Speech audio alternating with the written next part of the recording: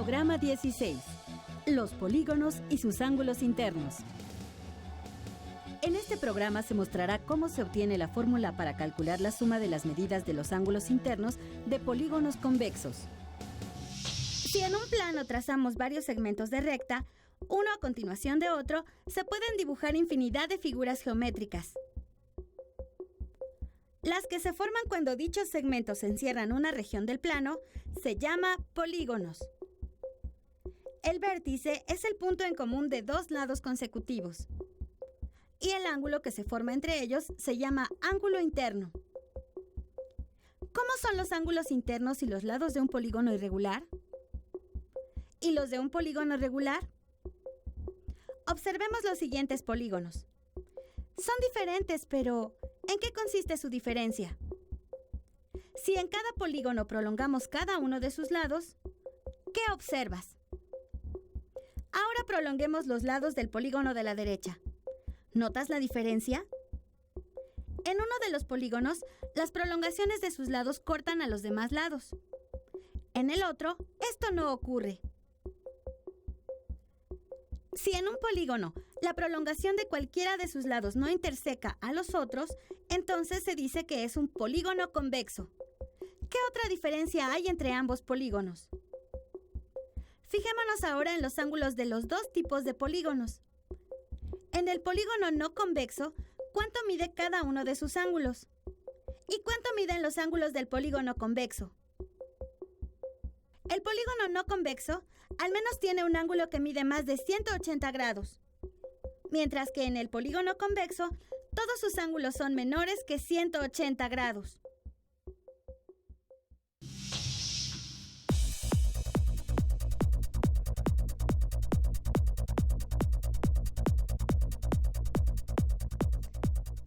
Así, tenemos que un polígono convexo se define como aquella figura en la que la prolongación de cualquiera de sus lados no se interseca con los otros lados. O bien, es en el que ninguno de sus ángulos es mayor que 180 grados. Existen muchos ejemplos de polígonos convexos alrededor de nosotros, por ejemplo en la pintura, el estampado o en trazos de mosaicos. ¿Sabías que la religión musulmana prohíbe la representación de las figuras de seres humanos y animales? Estas limitaciones desarrollaron la imaginación de los artistas musulmanes, que crearon obras como las inscripciones caligráficas, el ataúrique o decoración vegetal estilizada, los arabescos y la decoración geométrica o de lacería. Un ejemplo del arte de los musulmanes es la mezquita de la Roca en Jerusalén, que está decorada con mosaicos coloristas tanto en su interior como en el exterior. Ya vimos que un vértice es el punto donde concurren dos lados consecutivos de un polígono. Ahora bien, si desde uno de los vértices de cualquier polígono trazamos diagonales hacia cada uno de los otros vértices, el polígono se divide en varios triángulos. Esto se puede hacer sin importar el vértice del cual partamos, o si nuestro polígono es regular o irregular. ¿Puede haber otras formas de triangular un polígono? Continuemos con nuestro polígono convexo. Lo hemos dividido en triángulos. En esta triangulación, los vértices de los triángulos coinciden con los vértices del polígono. Y la suma de las medidas de los ángulos internos de los triángulos es igual a la de los ángulos internos del polígono. Cuando una triangulación cumple con estas condiciones, se dice que es una triangulación simple. Existen otras formas de hacer una triangulación simple. Si trazamos las diagonales desde distintos vértices, pero la única condición que cualquiera de estas triangulaciones debe cumplir es que no se crucen las diagonales. No siempre es fácil triangular un polígono, sobre todo cuando tiene muchos lados. Tampoco resulta sencillo saber en cuántos triángulos quedará dividido. Por eso, sería práctico descubrir alguna fórmula que permita saber en cuántos triángulos queda dividido cualquier polígono convexo mediante una triangulación simple. Eso es justamente lo que haremos ahora. Empecemos haciendo una tabla en donde se ponga el número de lados de un polígono y el número de triángulos obtenidos al hacer triangulaciones simples. ¿Qué puedes observar? ¡Exacto! El número de triángulos y el número de lados están relacionados. ¿Cuál es esa relación? Si nombramos con la letra N al número de lados, se tiene que para el triángulo no hay más que una triangulación posible, que es el mismo. Para el cuadrado hay 2.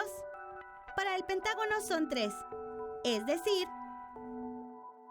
el número de triángulos en los que se divide un polígono convexo con una triangulación simple es igual al número de lados de ese polígono menos 2.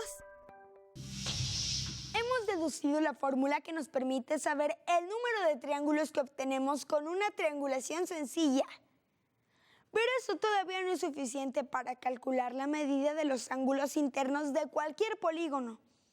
¿Qué nos falta? Recordemos que la suma de los ángulos internos de un triángulo siempre es igual a 180 grados. Por otra parte, acabamos de ver que en una triangulación simple de un polígono convexo, la suma total de los ángulos internos de sus triángulos resultantes es igual a la suma de los ángulos internos del polígono. De modo que si multiplicamos por 180 la expresión con la que se obtiene el número de triángulos que hay en un polígono convexo, obtenemos la suma total de los ángulos internos de los triángulos del polígono. Es decir, sabemos cuánto mide la suma de los ángulos internos del polígono. ¿Sabías que Piet Mondrian es uno de los principales pintores abstractos de la historia? Nació en Amersfoort, Holanda, el 7 de marzo de 1872. Estudió en la Academia de Bellas Artes de Ámsterdam. Mondrian creía que un lienzo, es decir, una superficie plana, solo debía contener elementos planos, por lo que solo utilizó figuras planas en sus obras. En 1940, su estilo había logrado mayor libertad y viveza. Abandonó la severidad de las líneas en negro para yuxtaponer áreas de colores brillantes, como puede verse claramente en la última obra que dejó acabada, Broadway Boogie Woogie. Sus teorías sobre la abstracción y la simplicidad no solo alteraron el curso de la pintura, sino que tuvieron una profunda influencia en la arquitectura, el diseño industrial y las artes gráficas. Piet Mondrian murió el 1 de febrero de 1944 en Nueva York.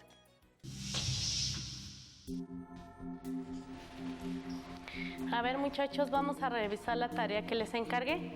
Esta se trataba de calcular la suma de los ángulos interiores de este polígono. ¿Quién quiere pasar a decirme cómo lo resolvió? Paola.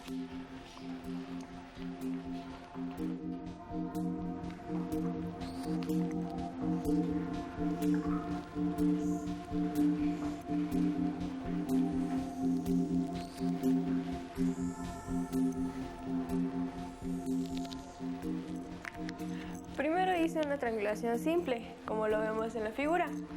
Después de esto utilicé lo que es la fórmula que estamos viendo aquí. Con ella primero sumé los 6 lados que tiene la figura, que son 6 menos 2 en 3.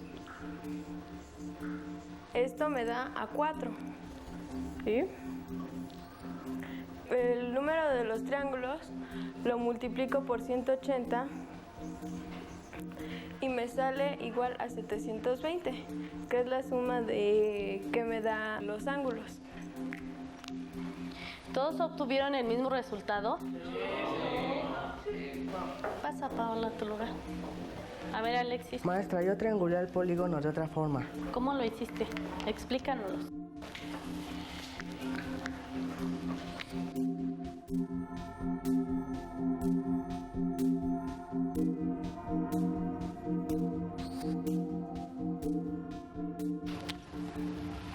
Primero marqué un punto.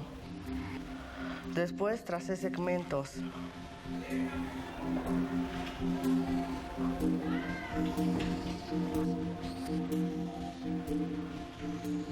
Así obtuve varios triángulos.